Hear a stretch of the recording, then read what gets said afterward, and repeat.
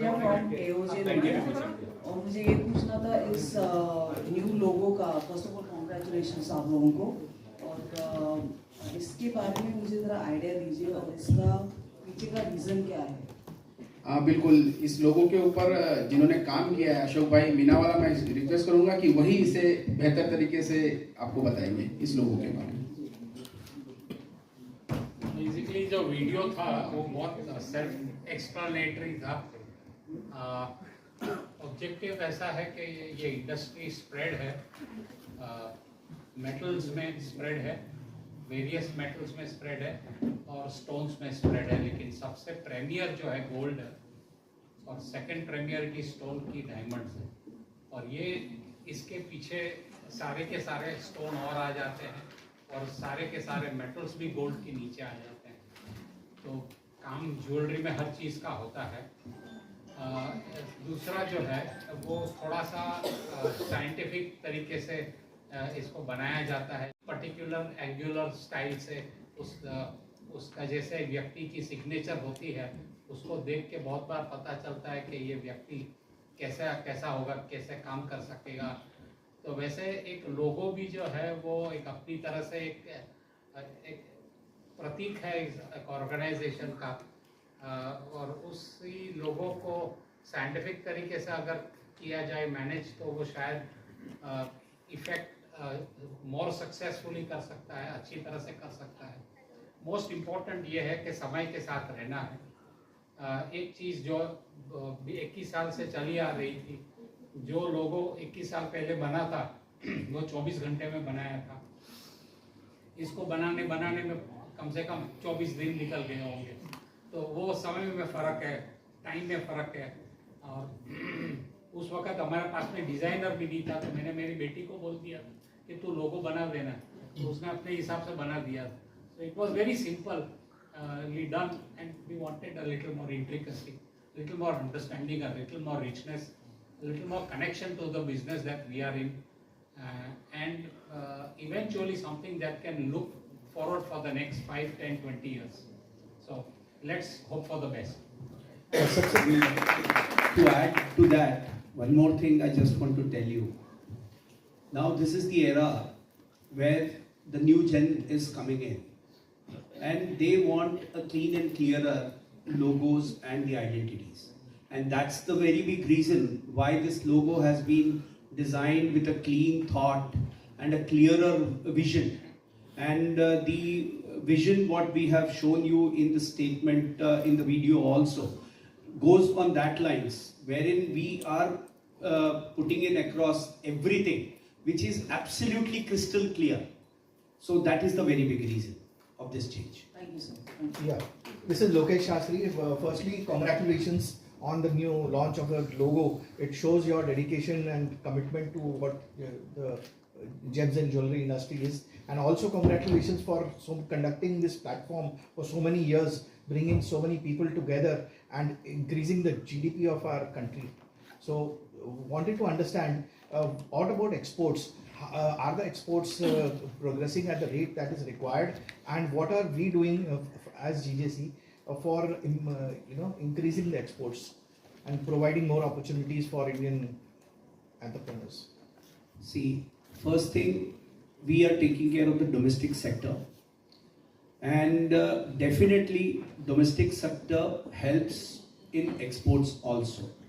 And gem and jewelry industry, after the turmoil of the tariffs, had some beating, but the best part for Indian gem and jewelry industry is that's a unique handcrafted focused industry.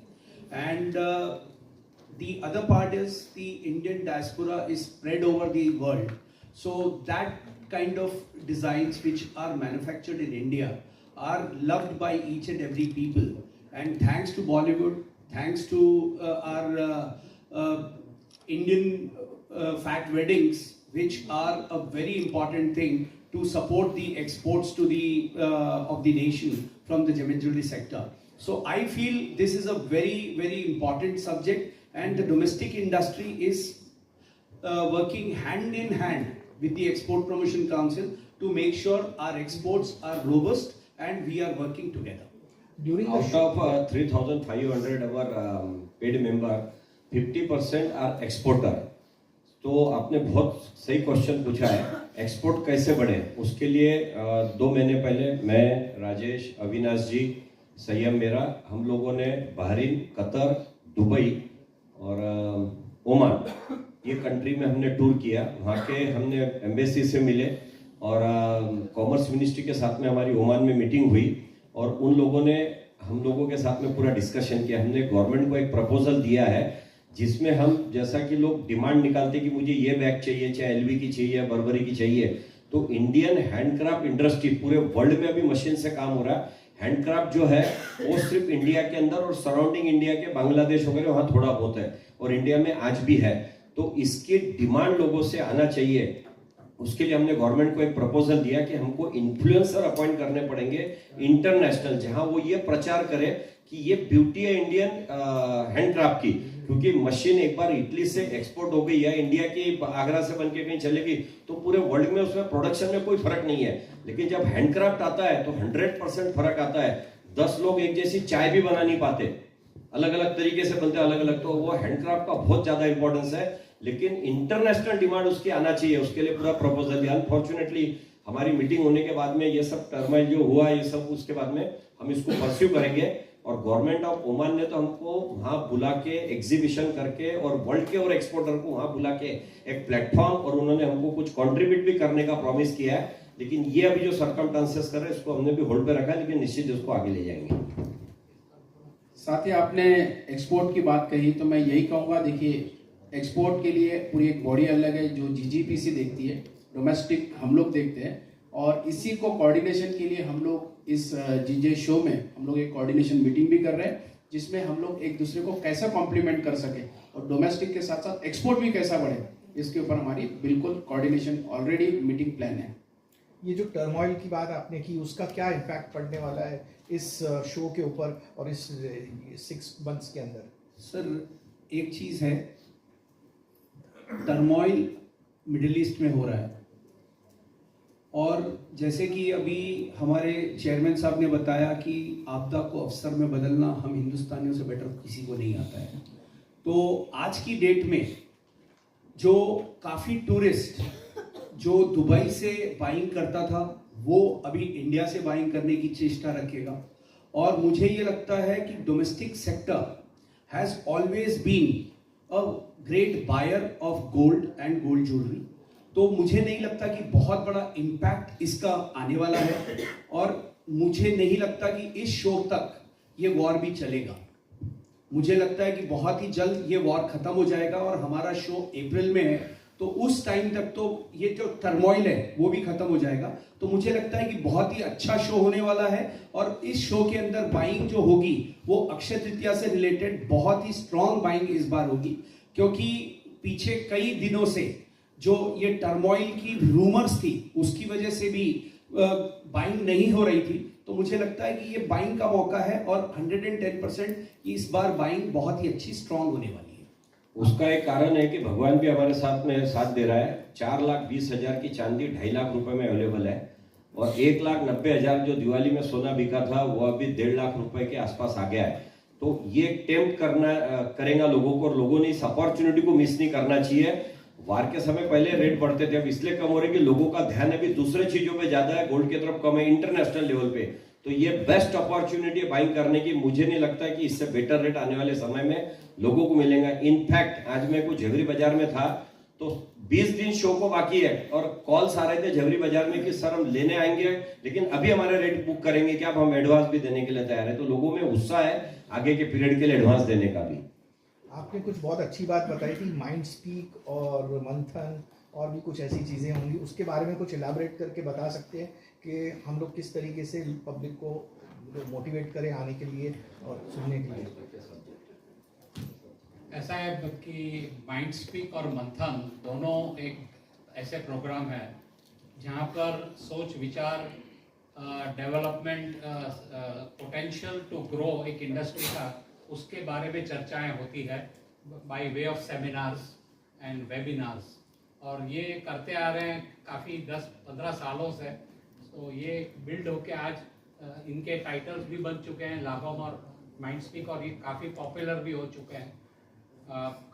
Basically क्या होता है कि हर एक व्यक्ति जब successful होता है तभी भी उसको जानना है कि अभी इसके बाद में क्या करूँ या इस वक्त में क्या करूँ, और जब वो सक्सेस में नहीं होता है, डिफिकल्टी में होता है, उस वक्त भी उसको ओपिनियंस चाहिए कि मैं क्या करूँ।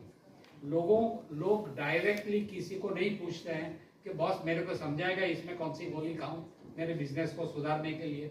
लेकिन जब 10 आदमी बात करते हैं या 100 आदमी का डिस्कशन होता है, उसमें से बहुत तथ्य निकलता है, और यही तथ्य जो ये अमृत कहते हैं, जिसको हम इसका राइट यूज, राइट इस्तेमाल होता है। आप एक बार खाली अटेंड करके देख लीजिए हमारे कोई भी सेमिनार्स, आपको पता चलेगा कि इतना स्ट्रॉन्ग होल्डिंग पावर होता है, इतना पावरफुल डिस्कशंस होते हैं। और 1 घंटे का हम एक सेमिनार रखते हैं, उसको बंद करते करते नाक में दम निकल जाता है, और नेक्स्ट सेमिनार को शुरू करना होता है 15 मिनट के अंदर। But I think that is the power of the years and years of experience that so many families and so many people in our industry have gained and earned over the years, और उसको share करके और फिर intellectuals और technically advance लोगों के साथ मिलके जो आप इसमें से निकाल सकते हैं तत्व, वो अनपैरेलल है। एब्सोल्युटली। एक चीज मैं आपको बताना चाहूंगा, पेंडेमिक के समय जब पूरा बिजनेस शटडाउन था, सर पेंडेमिक के समय जब पूरा बिजनेस शटडाउन था, अशोक भाई का ब्रेन चाइल्ड था, और हमने 75 एपिसोड 4 महीने के अंदर करे, जिसमें 6-6, 8-8 पैनलिस्ट आते थे, क्योंकि जूम पे होती थी मीटिंग। 2 बजे एवरीडे शुरू होता था, 1:45-2 बजे कंप्लेंट आना शुरू हो जाती थी कि सर स्पेस नहीं मिल रहा है। और एक बार तो 3000 लोग आ गए, और वो जो अपनी जूम मीटिंग थी वो क्रैश हो गई, कोलैप्स हो गई, और रातों रात हमको 1 लाख रुपए भर के और उसकी कैपेसिटी बढ़ा के लेनी पड़ी थी। और कई फैमिली से बात करता था, वो बोले दोपहर को पेंडेमिक का समय, सोने का समय, तो यूट्यूब पे हम अपलोड कर देते थे, तो यूट्यूब के ऊपर लोग फैमिली के साथ देखते थे। तो पूरे 75 एपिसोड यूट्यूब के ऊपर माइंडस्पीक के, ऐसा कोई सब्जेक्ट नहीं है, फैमिली सपोर्ट से लेके, बिजनेस से लेके, प्रोफेशनल मैनेजमेंट से लेके, ज्वाइंट फैमिली बिजनेस कैसा किया जाए, कारपोरेट कैसा किया जाए, गल्ला छोड़ के कैसा बिजनेस किया जाए, सारे सब्जेक्ट यूट्यूब के ऊपर माइंडस्पीक के हेडिंग के अंदर अवेलेबल है। 75 एपिसोड है उसके। ये शो के पीछे बहुत मेहनत लगी होगी, बहुत सारे लोगों की बहुत टाइम लगा होगा, उसके बारे में कुछ आप इलैबोरेट करके बता सकते हैं कि कितने लोग इसके पीछे, जिनको हम देख नहीं सकते, पर्दे के पीछे रहते हैं, उनका क्या योगदान होगा, कैसा होगा? निश्चित तौर पे ये कि मतलब हमने जैसे कहा कि हम हर साल 2 शो करते हैं, तो इसमें बैक ऑफिस हमारा बहुत इसमें इन्वॉल्व होता है। हमारे सभी डायरेक्टर्स जो पूरे देश से अलग अलग सिटी से आते हैं, उन सबका इसमें योगदान होता है। हमारे पास एक्सटेंडेड कमिटी है जो इसमें पूरी तरह से इन्वॉल्व होकर काम करती है। तो इस मतलब सो मोटो हमारे यहाँ इंडस्ट्री के ही लोग हैं जो खूब इसमें बढ़ चढ़ के हिस्सा लेते हैं। और इसकी भी ये खासियत है कि ये इतना बड़ा शो है कि आपने अगर हमारे नेशनल लीडर नितिन गडकरी जी इसका इनॉग्रेशन कर चुके हैं, हमारे महाराष्ट्र के सीएम देवेंद्र फडणवीस जी इसके बारे एक ओपनिंग में आ चुके हैं, राहुल नार्वेकर जी आ चुके हैं, प्रहलाद जोशी जी आ चुके हैं, राज्यपाल जी बावनकुले साहब इस बार आने का उन्होंने कंफर्मेशन दिया है। तो काफी बड़े बड़े नेता लोग इसका इनॉग्रेशन करते हैं, और ये डोमेस्टिक काउंसिल है, इस वजह से काफी इसको नहीं करूंगा क्योंकि बहुत सारे रीजन है, लेकिन एक 2-3 रीजन जो इस समझदार क्लास है इसलिए बता देता हूँ। एक तो ब्रिक्स आने वाला है और डी-डॉलराइजेशन की शुरुआत हो चुकी है, किसी का भी भरोसा डॉलर पे नहीं है। तो आप देखेंगे अभी तक के पब्लिक परचेस करती थी, इंडस्ट्री परचेस करती थी, या फिर other than jewellery industry, other industry की सोने चांदी को यूज में लेती थी। वो बहुत और स्टोरी होगी कि ईवी मशीन है, बैटरी हो गई और ये सब हो गया। स्पेस के अंदर भी good conductor of the heat, electricity और नॉन रस्टिक और हाईएस्ट मेल्टिंग पॉइंट, इसके वजह से महंगा होने के बाद में भी बहुत अच्छा ड्यूरेबल रहता है, वो होता है। लेकिन सबसे बड़ा एक रीजन है कि सारी कंट्री बाय कर रहे हैं। अगर आप पिछले 5 साल में परिवर्तन देखेंगे, और उसमें हाईएस्ट बाइंग इंडिया के सेंट्रल बैंक जिसको रिजर्व बैंक बोलते हैं उसकी हुई है। 248 टन पिछले साल इंडिया गवर्नमेंट ने बाय किया है। और चाइना ने देखा होगा तो चाइना बाइंग करते जितना दिखाती उससे ज्यादा बाइंग करती है। इंश्योरेंस कंपनी को गोल्ड में इन्वेस्टमेंट अलाउड किया उन्होंने, और चाइना की अगर इंश्योरेंस कंपनी करती है तो उसका कितना बड़ा इंपैक्ट आएगा। तो पोलैंड से लेके हॉलैंड से लेके सिर्फ एक पाकिस्तान और बांग्लादेश को, चाइना इसको छोड़ दिया तो सारी वर्ल्ड के 18 कंट्री हर साल अपने पोर्टफोलियो में गोल्ड बाय कर रही है। तो पब्लिक, इंडस्ट्री, गवर्नमेंट को भी इसमें भरोसा बहुत बड़ा है, इसलिए उनको फ्यूचर पता क्या होने वाला है। ये एक बड़ा उसके पीछे रीजन है। बहुत सारे रीजन है, लेकिन मैं मेन रीजन आपको बता रहा हूँ। वर्ल्ड गोल्ड काउंसिल के प्रमुख है सचिन जैन जी, उन्होंने एक बात कही थी एक उनके भाषण में ही कि जो फॉरेन रिजर्व लोग देश 80% तक के डॉलर में रखते थे, उन्होंने घटा के 52% तक के नीचे ला लिया। तो ऑटोमेटिकली ये इतना जो डिफरेंस आया वो गोल्ड में गया है। इस वजह से जब डिमांड और सप्लाई का जो कॉम्बिनेशन है बिगड़ता है या डिमांड ज्यादा हो जाती है, सप्लाई कम होती है तो गोल्ड बढ़ता है। अब दोनों के, सिल्वर और गोल्ड दोनों के फंडामेंटल अलग अलग है, लेकिन ओवरऑल डिमांड होने के कारण रेट बड़े ये ऑयल प्रोड्यूसिंग कंट्री जो है ओपेक जिनको बोलते हैं, ये पहले अपना जो भी सेल करती थी बदले में डॉलर लेती थी। पिछले 10 साल से इन लोगों ने गोल्ड बदले में लेना शुरू किया, क्योंकि किसी को किसी के करेंसी पे भरोसा नहीं है। डॉलर 25 कंट्री में चलेगा, यूरो 30 कंट्री में चलेगा, रुपीस 14 कंट्री में चलेगा, लेकिन वर्ल्ड में अगर कोई करेंसी है जो 200 कंट्री में चल सकती है, वो केवल और केवल गोल्ड है, जो 24/7 across the globe 365 days convert हो सकती है। और एक ऑफ द रिकॉर्ड आपको बताता हूं, कल अगर कोई विपदा किसी देश पे आती है, 4.5 करोड़ लोगों ने पलायन किया अपने अपने देश से, चाहे वो यूक्रेन हो, चाहे रशिया हो, चाहे पाकिस्तान हो, कहीं भी हो। तो न तो प्रॉपर्टी साथ में जाएंगी, न शेयर जाएंगे, न कोई उसका फैक्ट्री जाएंगे, न बिल्डिंग जाएंगी। अगर यहां से वहां जाना है और इनकैश करना है तो एक ही चीज वर्ल्ड में काम आने वाली है, वो सिर्फ गोल्ड है, जो 200 कंट्री में 24/7 365 डेज काम आने वाली है। Avinash ji, in our chat some time back, you said, of course, we have to face the reality, but this is also a time to look for opportunities within all these crises and challenges. So, while we are talking about macroeconomics and macro financial things, simple takeaways, what should retailers do in this situation? In 3 or 4, strategies. You have posed a question to a wholesaler rather than the retailers. But I will answer that. What I feel is... Anyone else also can... Yeah. I think if Rajesh Bhai tells that, it will be great. Rajesh Bhai, over to you. Some simple, takeaways, some strategies. मैं देखिए, कोई भी यहाँ बैठा हुआ 50-40 साल पुराना experience jewellers है, लेकिन खुदा तो नहीं है। सोने के भाव 1 लाख होंगे, 3 लाख होंगे, नोबडी नोस। तो हम कभी भी नहीं बोलते कि बाय कर लो, अभी भी हम ऐसा नहीं देते। हम लोगों को बोलते हैं अपने बाइंग को स्प्लिट करो, क्योंकि आप जब 25-25, 10-10% बाइंग करते हैं तो आप लोगों का हर रेट में सोना आ जाता है और आपको कभी भी फियर ऑफ मिसिंग उसके अंदर नहीं होता है। क्योंकि आज मैं बोलूं 1.5 लाख में, कल 1.25 भी हो सकता, 2 भी हो सकता, मैं रुको बोलूंगा तो तकलीफ है। इसलिए हम लोगों को क्लियर राय देते हैं कि पूरा आपका पैसा एक साथ मस्ट इन्वेस्ट करिए, हर रेट के अंदर लेके चलिए। मुझे सिल्वर में किसी ने क्वेश्चन पूछा, मैंने आइडिया दिया और बहुत अच्छी वर्क कर रही है। घर में डाइनिंग टेबल, डाइनिंग का सेट बनाना है, एक जाके डिजाइन पसंद कर लो अपने ज्वेलर्स के पास, एक हर महीने के 1 तारीख को या जो भी आपकी डेट है उस दिन एक सेट लेके आ जाओ। अगले महीने में सेम डिजाइन का दूसरा लेके आ जाओ, हर महीने जाके ले लो। 10 महीने में 10 हो जाएंगे, हर रेट की चांदी आएंगी, हर रेट का सोना आएगा, लेते रहो, बस काम आते रहेगा। हेलो सर, जैसे गोल्ड में जस्ट डबल रेट में चल रहा है लास्ट ईयर के कंपेरिजन में देखा जाए तो सर, जो मेकिंग चार्जेज है 20 से 25% अभी चल रहा है, तो परसेंटेज के हिसाब से वो भी बढ़ते जा रहा है। तो इस पर क्या जीजेसी का कोई कंट्रोल या कुछ ऐसे क्या सोचना है इसमें? देखिए, गोल्ड के रेट और गोल्ड के मेकिंग ये वैरी करते हैं, क्योंकि गोल्ड रेट तो वैसे रिकमेंडेड गोल्ड रेट जीजेसी देती है, लेकिन मेकिंग पे कोई भी कंट्रोल इसलिए पॉसिबल नहीं है क्योंकि ये हैंडमेड ज्वेलरी होती है। कोई ज्वेलरी बनाने में 2 घंटा लगता है, कोई ज्वेलरी बनाने में 20 घंटे लगते हैं, किसी को 1 महीना भी लग सकता है। तो ये कितने कारागिर कैसे उसे बना रहे उसके ऊपर वो डिपेंड करता है।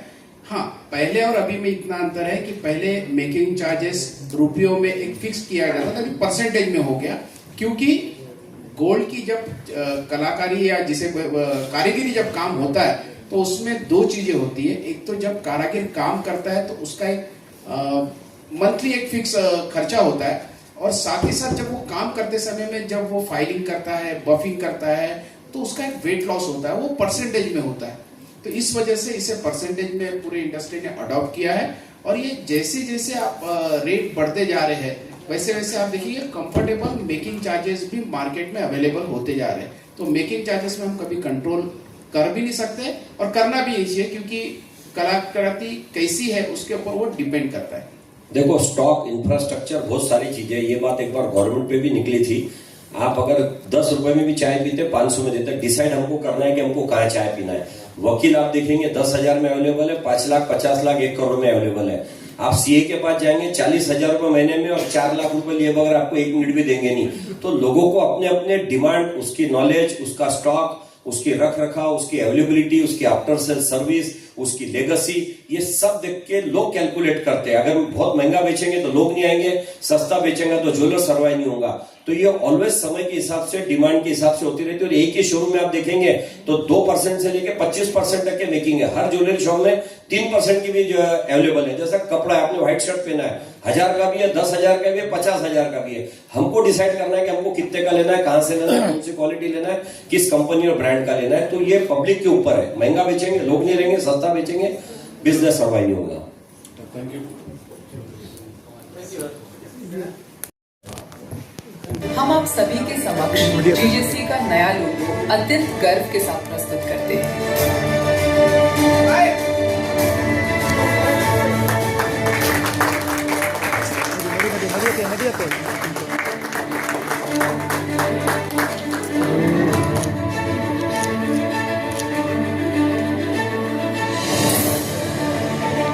सर ऊपर आ जाइए, सर ऊपर आ जाइए।